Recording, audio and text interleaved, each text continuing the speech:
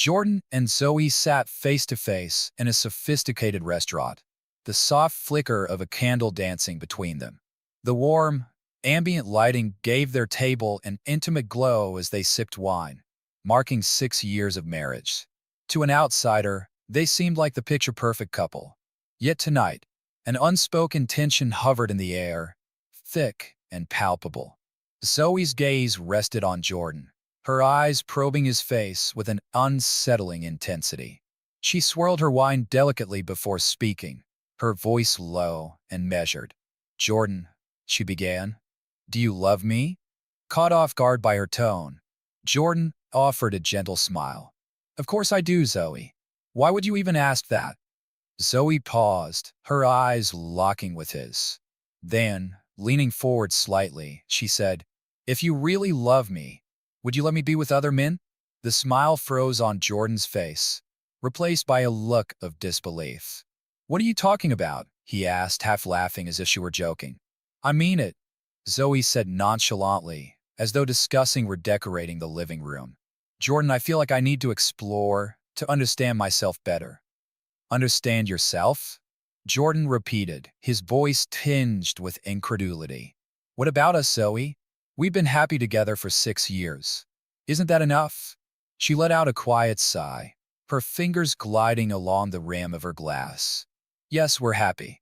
But don't you think people should experience more? I feel like I'm missing something. Something I've never had the chance to feel." Jordan leaned back, his brows furrowing in shock. "Zoe, this sounds like an excuse to sleep with other men. Be honest. How could this possibly help you?" Crossing her arms, Zoe leaned back in her chair, her expression defiant. "It's not about that," she snapped. "It's about understanding myself before we even think about having kids, for instance." Jordan's features softened slightly as he tried to reason with her. "Zoe, maybe instead of chasing these absurd ideas, we should focus on starting a family now. It's about time, don't you think?" Zoe's laugh was bitter and dismissive, her hand waving away his suggestion like a pesky fly. "Yes, Jordan, children would be wonderful. But how can I raise a family when I don't even know who I am? I've never been with anyone else." Jordan leaned forward, his expression firm as he met her challenging stare. "So, let me get this straight. You'd rather discover yourself through other men than build a future with me?" A faint, teasing smile played on Zoe's lips. "Maybe," she said with a smirk, sipping her wine while her eyes gleamed with mischief. Then, as though testing him, she added, "Tell me, Jordan, have you ever cheated on me? Had a fling on the side?" "Maybe." Jordan blinked, struggling to process the question. "Cheat on you," he repeated, his voice tight with disbelief. "Zoe, I've never even considered it. I've always been loyal. Have I ever given you a reason to doubt me?" Zoe leaned in, a playful smirk tugging at her lips as her finger traced patterns on the tablecloth. "Come on, Jordan. You know men are naturally drawn to polygamy. It's biological, isn't it? I've read about these things. Statistically, men cheat more often. So, what about you?" Jordan frowned, his tone steady as he replied, "Zoe, that's just a convenient excuse for bad behavior. Cheating isn't about biology. It's about integrity. Staying loyal is a choice, one rooted in honesty and respect." She chuckled lightly, resting her chin on her hand. "All right, Mr. Integrity. So how many women were there before me? Be honest." Jordan felt his cheeks flush slightly, but met her gaze. "I've told you about the one girl I dated before you. It didn't work out, and then I met you. Now, here we are, celebrating 6 years of marriage." Zoe raised an eyebrow, her grin widening. "Come on, Jordan. You don't have to be so modest. It's okay if there were more. You can tell me." "I am being honest," Jordan said firmly, irritation creeping into his tone. She waved her hand dismissively. "You're too modest. I think you're just embarrassed to admit there were more." Jordan opened his mouth to protest, but Zoe interrupted, leaning closer. Her tone softened, but her words were sharp. "Jordan, I want to try this, to experience something beyond us. An open marriage. Just for a little while." She studied his face carefully before adding, "You want to try something new too, don't you, Jordan? Even if you won't admit it." The warmth Jordan had felt at the start of the evening had entirely evaporated, replaced by a cold, sinking feeling. "Zoe," he said slowly, his voice trembling with frustration. "The fact that you're even suggesting this tells me something is already broken between us. Don't you see that?" Zoe raised her hand, trying to pacify him. "No, Jordan, listen. Plenty of people say open marriages actually strengthen relationships. They say it gives couples space to appreciate what they have. Don't you want that for us?" Jordan took a deep breath, steadying himself as his hands clenched. "This is ridiculous," he said, his voice rising slightly. "How could you possibly believe this would help us?" Her playful smile twisted into a scowl, irritation flashing in her eyes. "See," she snapped, "you're not even trying to understand me. You never do. You pretend to care about my feelings, but the second I say something you don't like, you shut down." Running a hand through his hair, Jordan struggled to keep his voice even. "Zoe, I am listening, but can't you see how absurd this is? A marriage, our marriage, is built on trust and loyalty." She scoffed, her tone turning icy. "And a real husband, a supportive husband, would stand by his wife, even when her ideas are unconventional. But no, you show me down like always." "Come on, Zoe," Jordan exclaimed, his frustration boiling over. "How can you think any of this makes sense? This isn't normal." Her lips curled into a bitter smile. "That's exactly the problem, Jordan.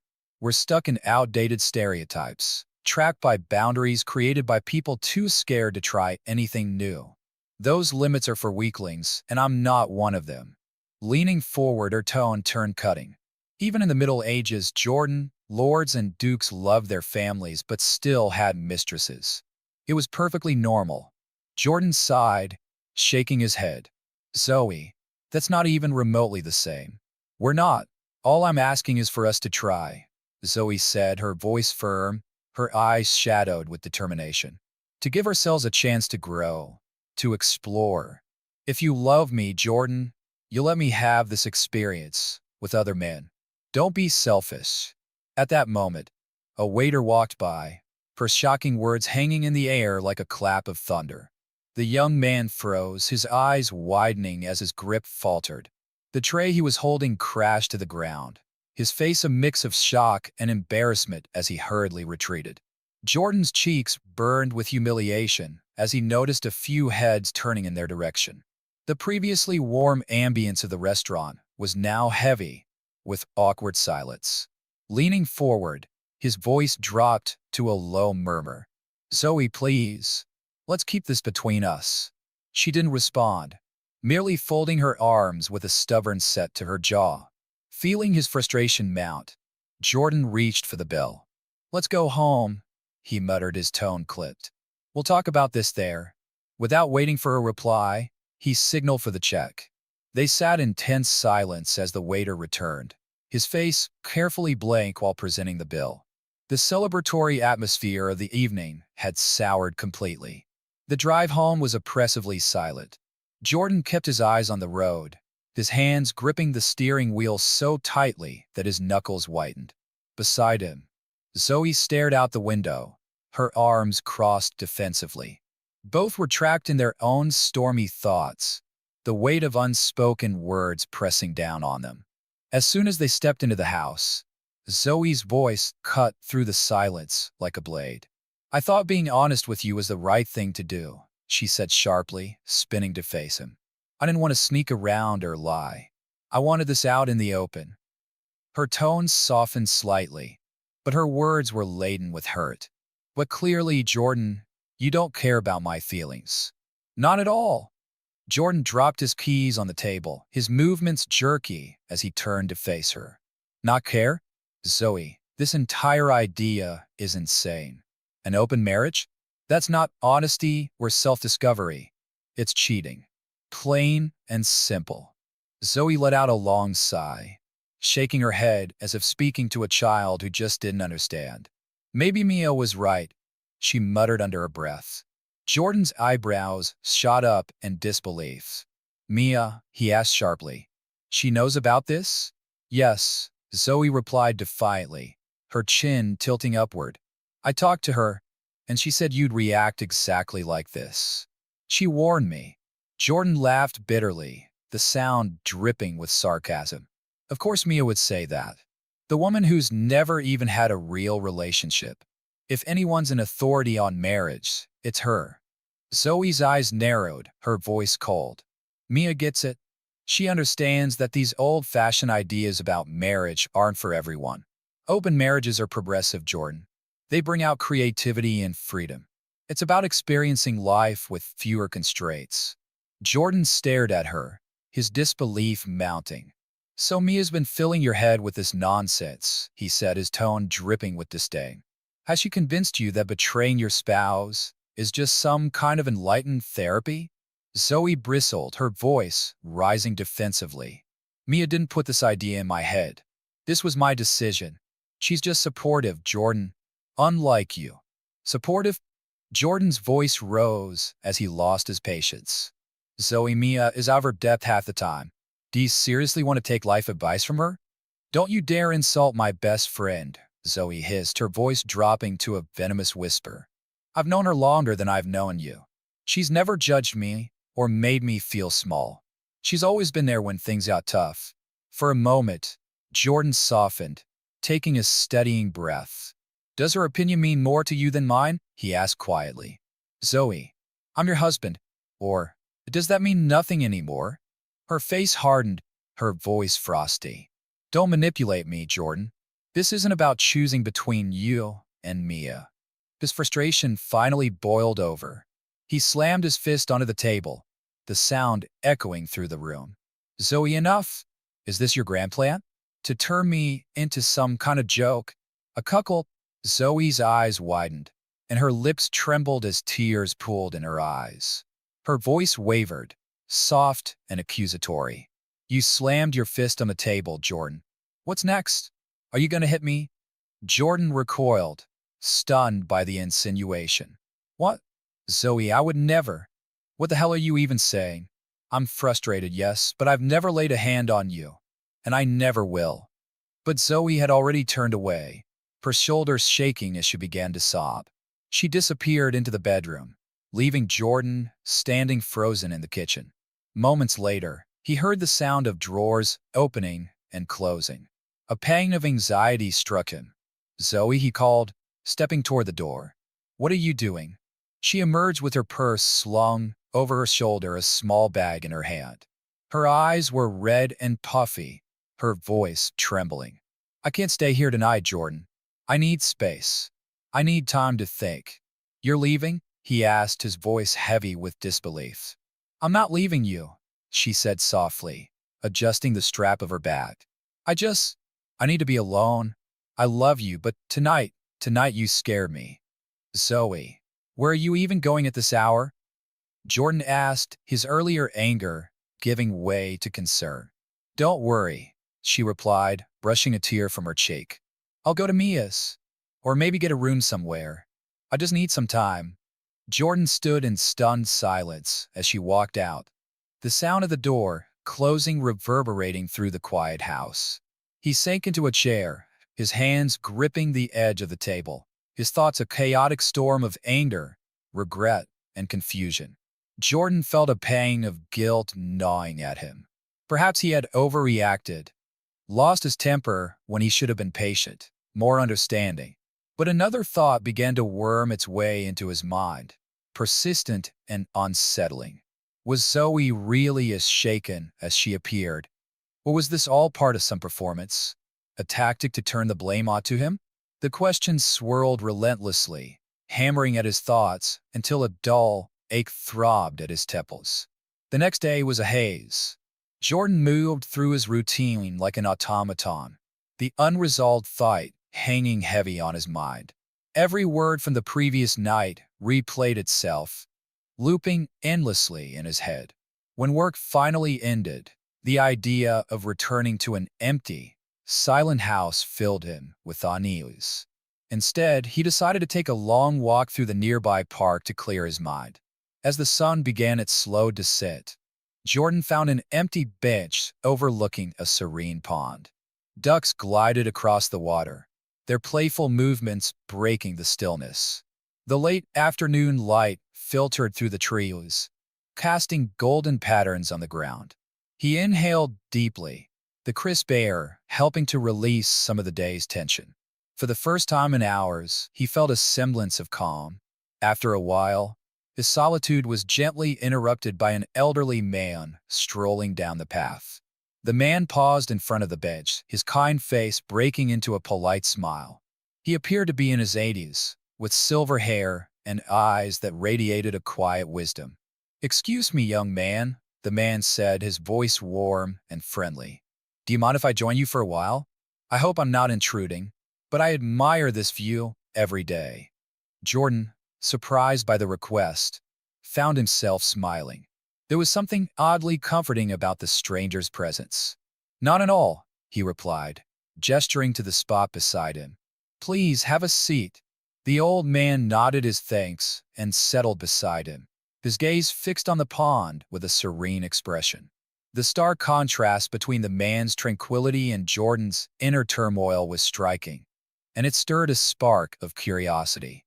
After a few moments of silence, Jordan spoke, his voice tentative. "Sir, if you don't mind me asking, how do you manage to look so calm? You seem happy even." The man chuckled softly, a deep, rich sound that seemed to carry decades of life experience. "Well," he began, "the problems I had when I was your age seem so small now. Life is complex, and that's part of its charm. I've learned to see things as they are without clinging to worry. Believe me, there's little use in holding on to anxiety." Jordan nodded, though he struggled to fully grasp the wisdom in the man's words. "You speak beautifully," he said after a pause, "but I think it'll take me a while to see things that way. Could you give me some advice? Something that might help me understand life better?" The old man's smile faded slightly, his eyes sharpening as he turned to Jordan. There was a profound clarity in his gaze, as if he could see straight through to Jordan's soul. "Very well," he said in a serious tone. "Here's what I'll tell you. Don't fall in love with money. It will deceive you. Don't fall in love with women. They will deceive you." He paused, letting the weight of his words sink in before continuing. "Of all wines, the most intoxicating is freedom." The man's voice dropped to a near whisper as he leaned in slightly. "And remember this, only a fool is certain. A wise man doubts everything." He finished with a soft laugh, the twinkle returning to his eyes as he turned back to the pond. Jordan sat in silence, the gravity of those words pressing down on him. He took a deep breath, his thoughts stirring in ways they hadn't before. "Thank you," Jordan said quietly as he stood up, feeling a strange mix of gratitude and unease. "I need to get going. Have a good evening." The old man gave him a warm smile and a small wave as Jordan walked away. But as Jordan made his way back to his car, the man's words replayed in his mind, their haunting undertone lingering. Doubts began to bubble to the surface, dark and insistent. Could Zoe have been playing him all along? The thought sent a shiver down his spine. When Jordan arrived home, the emptiness of the house greeted him like an unwelcome guest. Determined to bridge the chasm between them, he reached for his phone and dialed Zoe's number. After a few rings, she answered, her voice soft and tinged with weariness. "Zoe," Jordan began, his tone gentle. "I'm sorry for how I acted last night. I shouldn't have been so harsh." There was a pause before Zoe replied, her voice equally tender. "I appreciate that, Jordan. I shouldn't have sprung the open marriage idea on you like that. It wasn't fair." Hearing her acknowledgement sparked a flicker of hope in Jordan's chest. "I understand," he said softly. "I know things have been hard. Maybe we can work through this together." Zoe sighed, her tone turning wistful. "I need to work through some things on my own first. I've been under more stress than I realized. I've even scheduled some sessions with a psychologist to help me figure things out."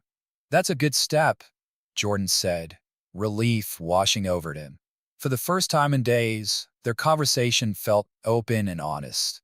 I'm also planning to take some time off work, Zoe continued. It's been building up for a while, and I think I need some space to clear my head. Good, Jordan replied, the tension in his shoulders easing. Maybe a little space will do us both some good. Zoe agreed, mentioning she would stay with Mia for a few more days and visit her parents at the farm.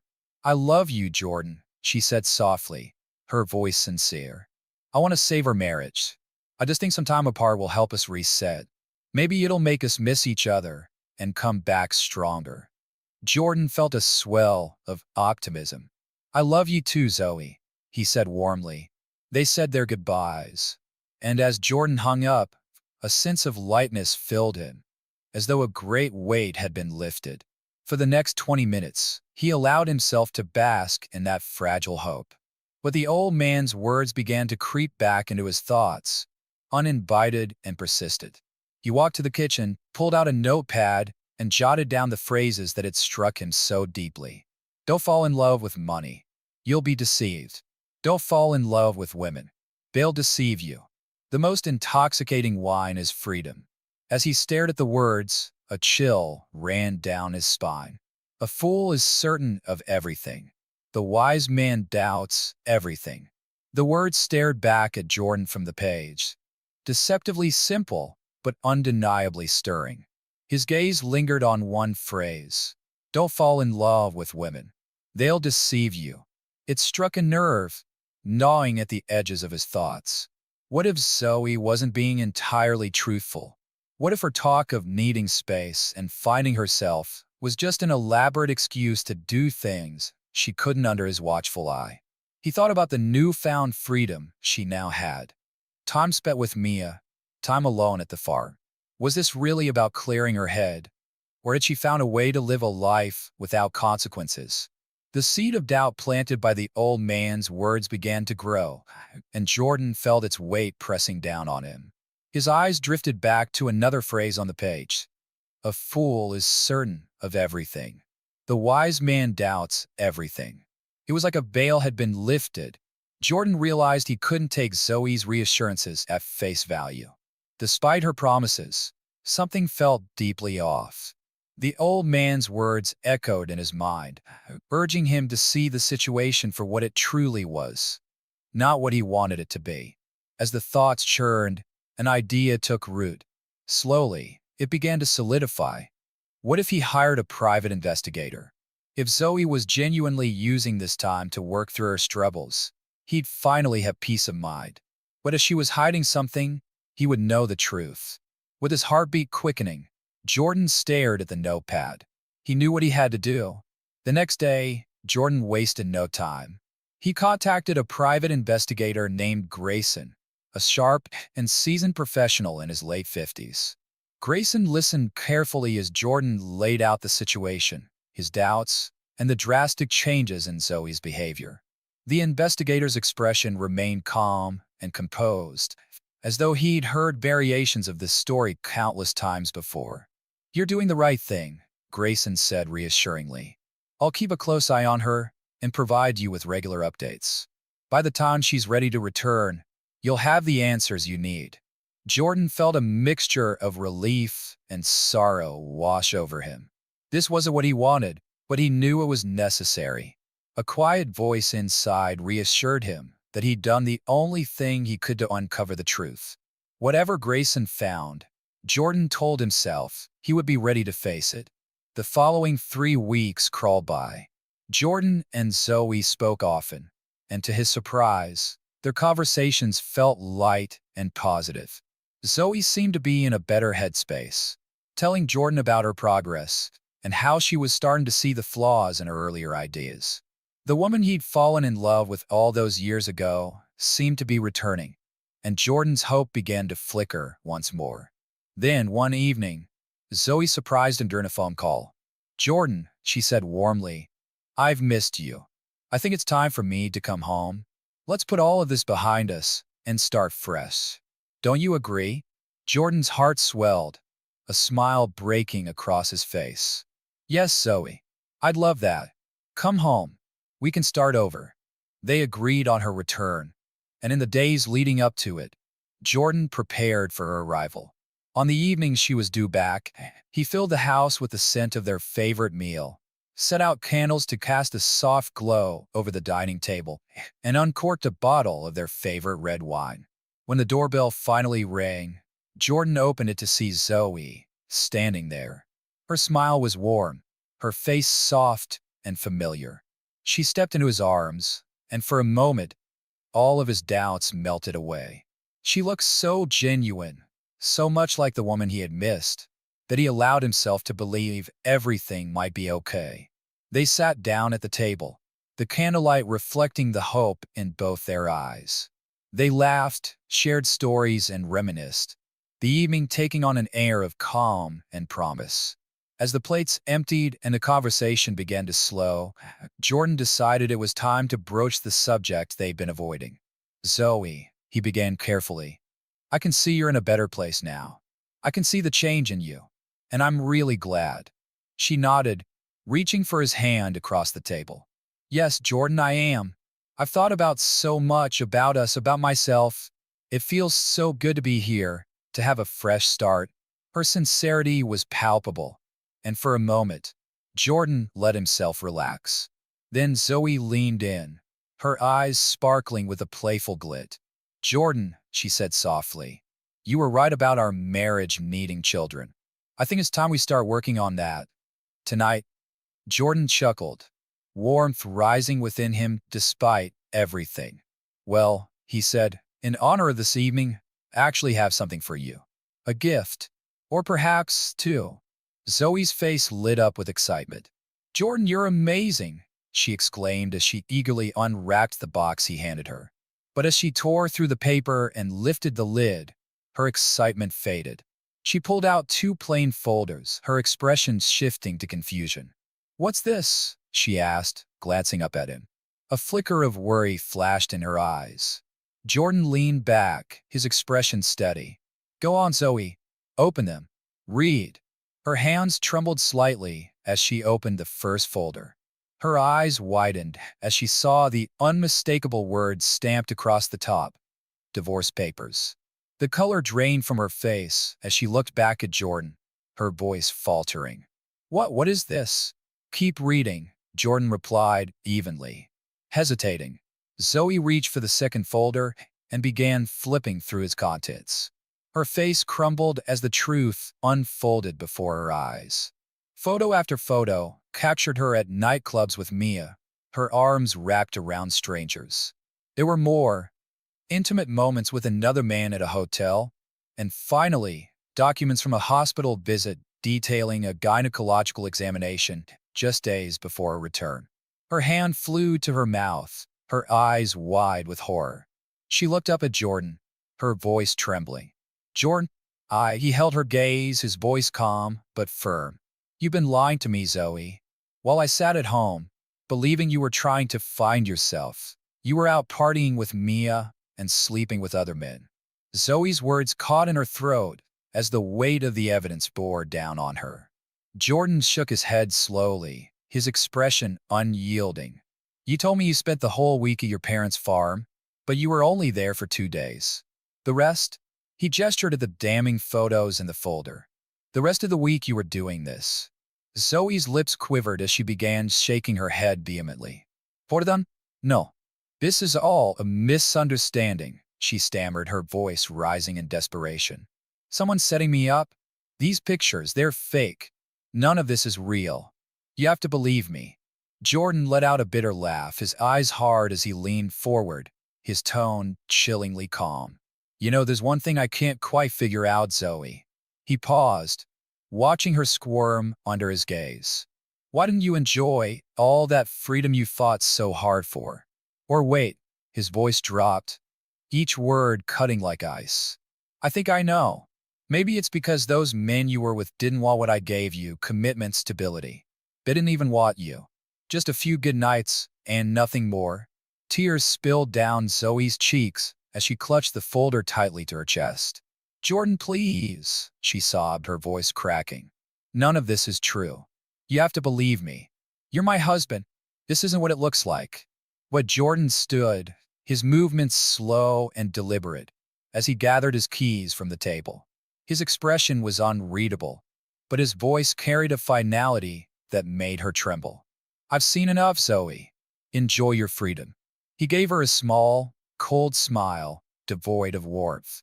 I'll see you in court. Without another glance, he turned and walked out the door. Zoe's desperate cries followed him into the night, but Jordan didn't stop. As he climbed into his car, a strange sense of relief washed over him. For the first time in months, the crushing weight of suspicion was gone, replaced by clarity. He drove to a quiet motel where he finally allowed his mind to rest. The air around him felt clearer than it had in years. The divorce trial stretched over the next month, each session peeling away the flimsy layers of Zoe's defense. She vehemently claimed the photos and videos Jordan presented were fabrications, a cruel setup to humiliate her. But as experts examined the evidence, the truth became undeniable. The photos were real, the videos were real, and Zoe's lies crumbled under their weight. By the end, even Zoe's defiance couldn't sway the court. The divorce was finalized. Zoe left the courtroom looking hollow and broken, her once vibrant spirit dimmed to a faint shadow. But Mia, ever the firebrand, was by her side, her voice sharp with bitterness. Who cares about him, Zoe? To hell with your paranoid ex. You deserve so much better, Mia said loudly, her words echoing through the courthouse hallway. Her voice caught Jordan's attention as he exited the building.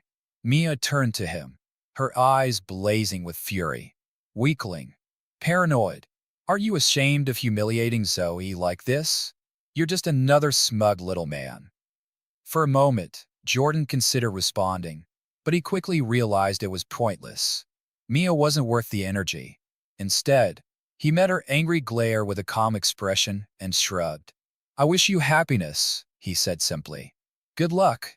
Without waiting for her reply, he walked away, the cool autumn air filling his lungs. A sense of closure settled over him, and for the first time in a long while his steps felt light. In the weeks that followed, Jordan returned to the park several times, hoping to find the elderly man who had spoken with him on the beach. Each time, he searched the same spot near the pond, hoping to see the serene figure gazing out over the water. But the man was nowhere to be found. Curious, Jordan approached other park visitors, describing the old man in detail. But no one recognized him. No one had seen anyone matching that description. One afternoon, Jordan sat on the same bench, staring out at the pond as ducks glided lazily across the surface. The mystery of the old man lingered in his thoughts. Had he been real? Or had he been something else entirely? A messenger, perhaps, or a creation of Jordan's own subconscious? A manifestation of wisdom at a moment when he needed it most? Whatever the answer, Jordan felt a peace he hadn't known before. The doubts that once consumed him were gone, and his heart felt calm. For the first time, he could see life as it was, free from illusion or denial. With a quiet smile, he stood, leaving the park and the bench behind. A new chapter awaited him, one filled with clarity and freedom.